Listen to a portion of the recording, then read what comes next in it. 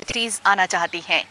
इन universities को भारत में कामकाज करने देने की इजाजत देने के लिए किस तरह के नियम कानून हो, इसको लेकर संसद की स्थायी समिति ने कुछ अहम सुझाव दिए हैं। पेश है इस पर हमारा खास कार्यक्रम जनतंत्र आपके द्वार।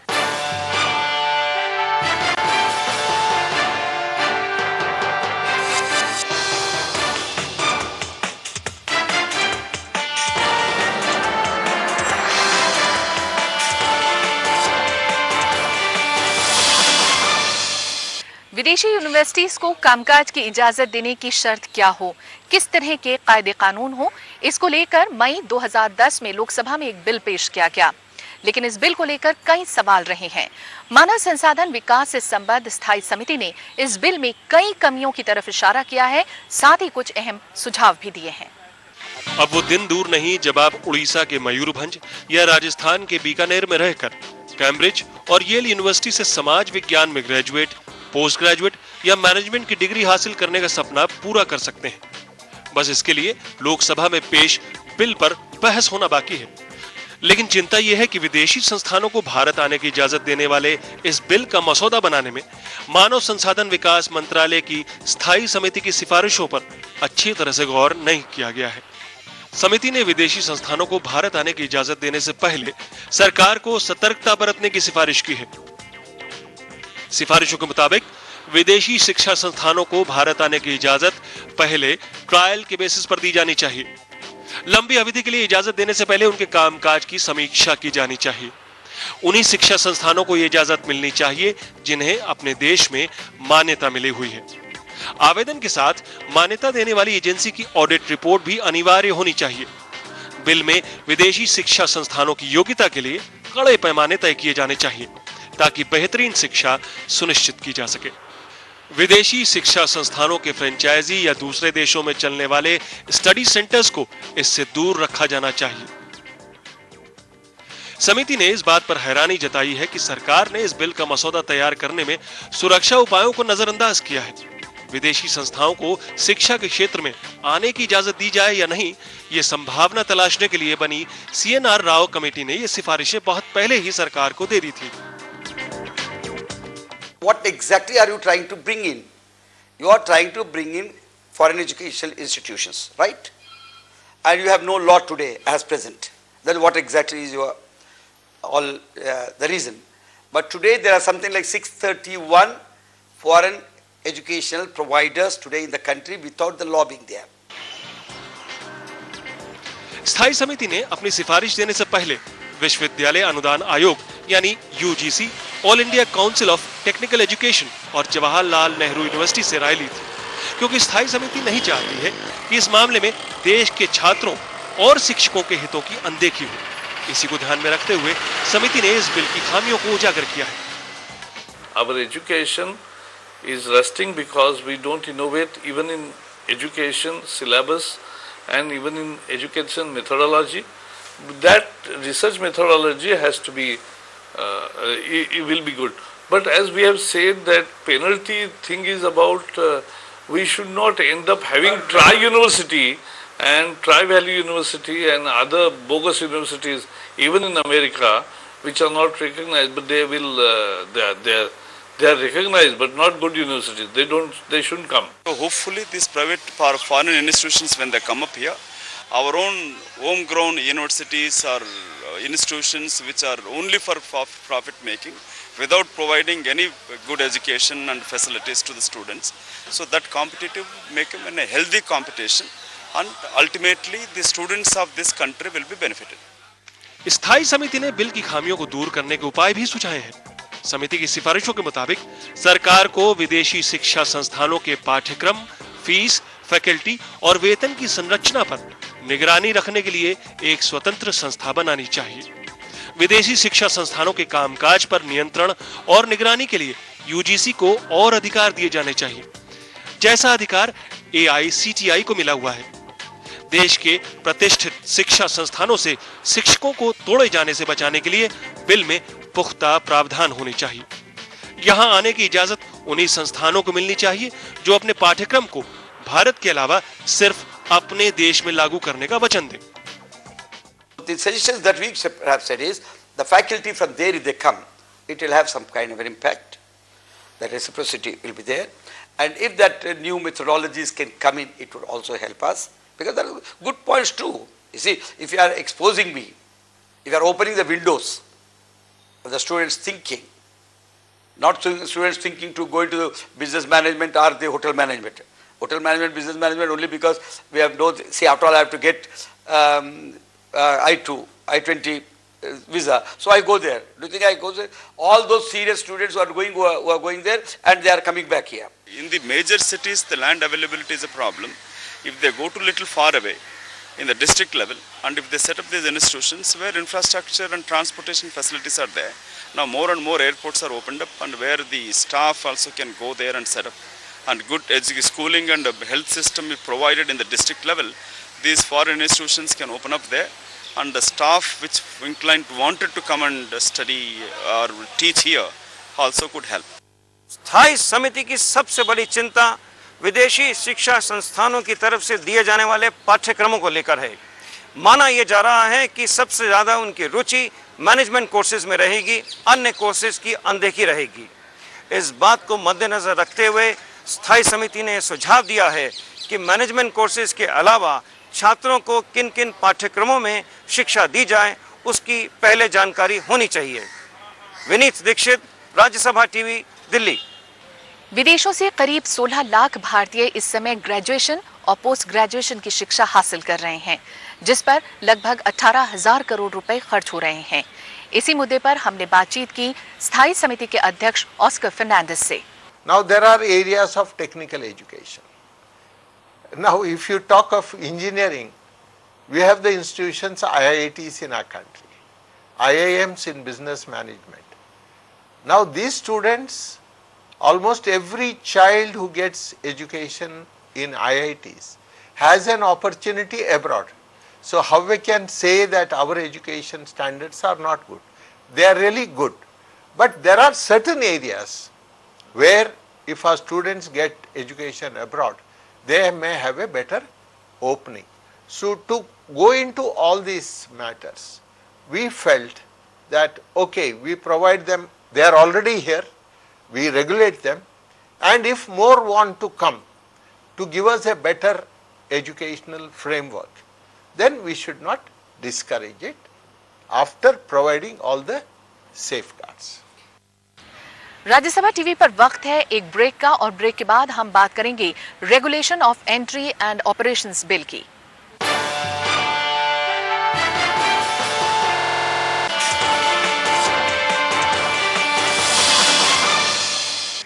ब्रेक के बाद आपका एक बार फिर स्वागत है, और हम बात कर रहे हैं विदेशी शिक्षा संस्थानों को लेकर बनी स्टैंडिंग कमेटी की। इस बिल को लेकर स्टैंडिंग कमेटी में बीएसपी और आरएसपी के नेताओं की राय अलग थी। Personally, I have a different thinking on this, but essentially these foreign universities coming and accepting all Indian laws on fees and faculties and reservation and everything, I am really skeptical how many will come. जब हमने BJP नेता प्रकाश जावड़ेकर से पूछा कि कितनी universities को भारत में आने की इजाजत मिलेगी, तो उनका जवाब था, It will create a good competition in the market, and at the same time, if only 100 universities come, it will bring with it a new culture in education, interdisciplinary studies and many other educational reforms which our universities are not pursuing. सत्ता पक्ष के नेता भी प्रकाश जावड़ेकर के विचार से इत्तेफाक रखते हैं। Once they come and start operating, then somebody must regulate about their fee structure, about their curricula, about the teaching methodology, about the place of their location, this kind of whatever it is coming, the needs come in. So I must look into this. The department must take up. हमने प्रकाश जावड़ेकर से ये जानना चाहा कि अगर विदेशी शिक्षा संस्थानों को भारत में आने की इजाजत मिल जाती है और उनके लिए नियम कायदे कानून भी बना लिए जाते हैं, तो इसके बाद स्थानीय शिक्षा संस्थाओं पर इसका क्या असर पड़ेगा। Let us see experiment and then we'll decide. But I am for openness of education, for more competition, for having an quality input, different methodologies to come in this country that will create a more level playing field and a competitive environment which is essential for Indian education to grow.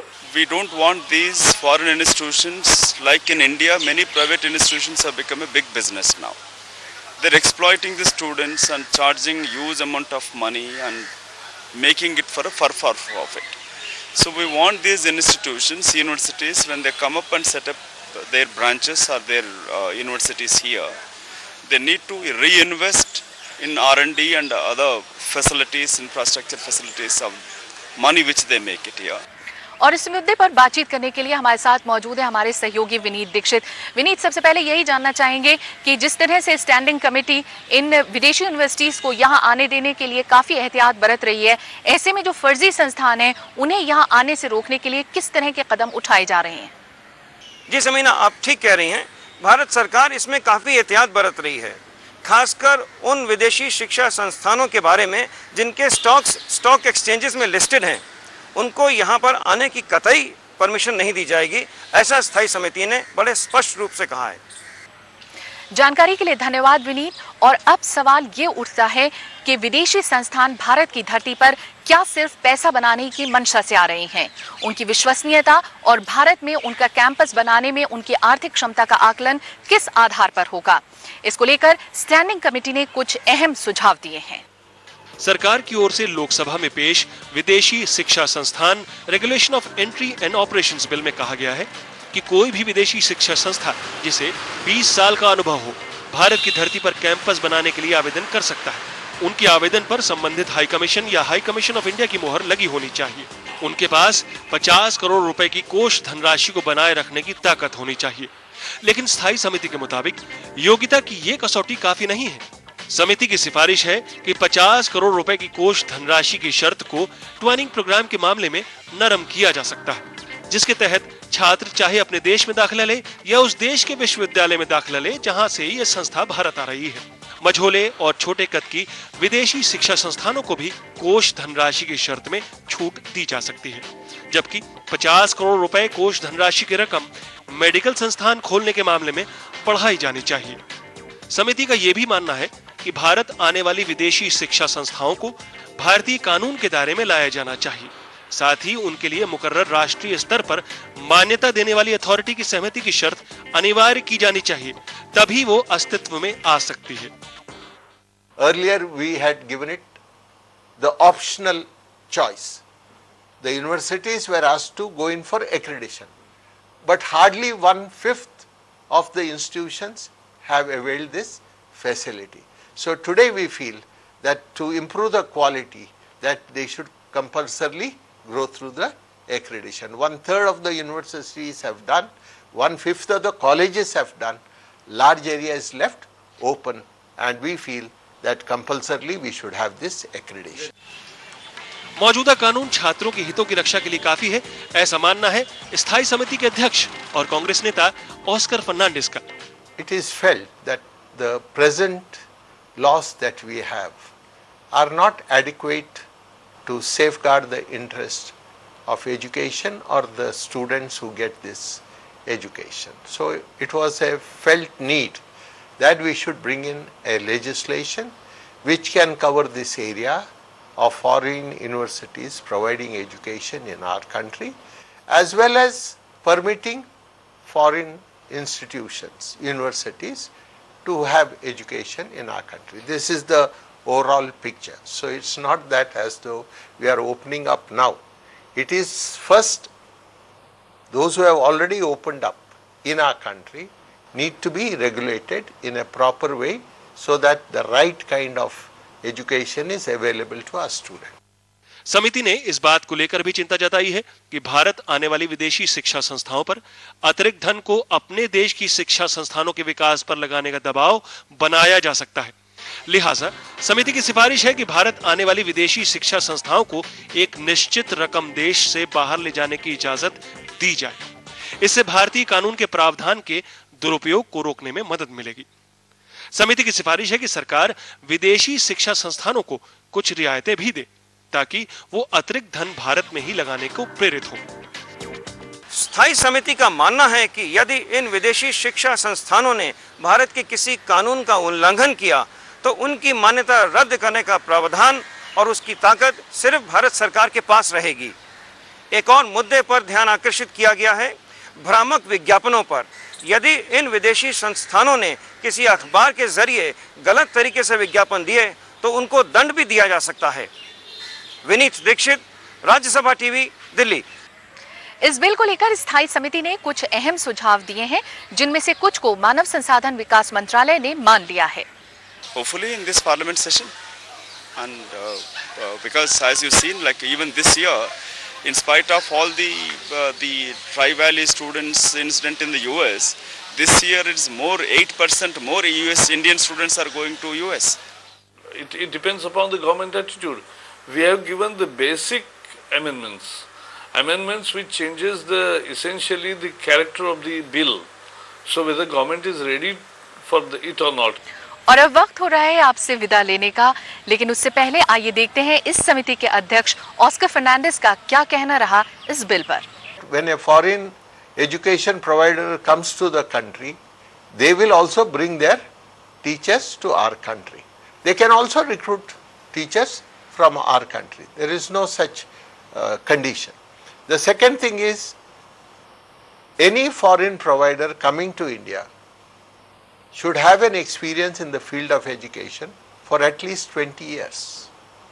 If they have been able to successfully run the education in their own countries, definitely they would have gained experience and they will be able to give us also the benefit of their experience.